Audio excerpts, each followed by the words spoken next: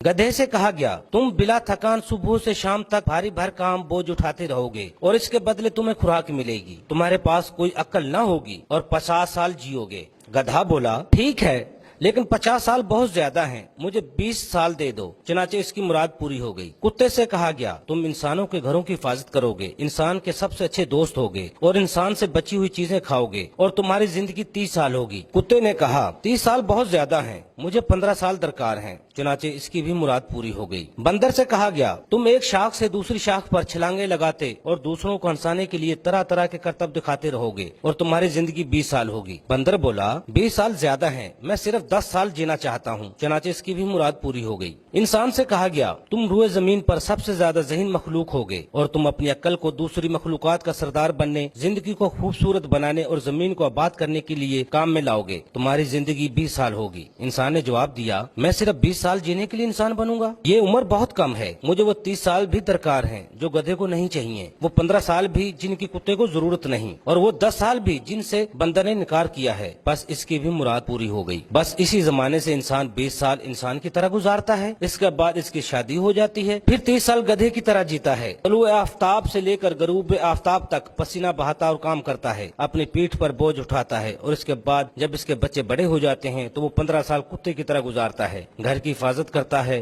दरवाजे, खिड़कियां और बिजली के बल्ब वगैरह बंद करता रहता है और बच्चों का बचा हुआ खाना भी खाता रहता है। इसके बाद जब वो बूढ़ा और रिटायर हो जाता है तो 10 साल बंदर की तरह गुजारता है, एक घर से दूसरे घर और एक बेटे के पास से दूसरे बेटे और एक बेटी के पास से दूसरे बेटे के यहाँ जाता रहता है और अपने पोते पोतियों को हंसाने के लिए अजीबो गरीब करतब दिखाता और कहानियां सुनाता रहता है।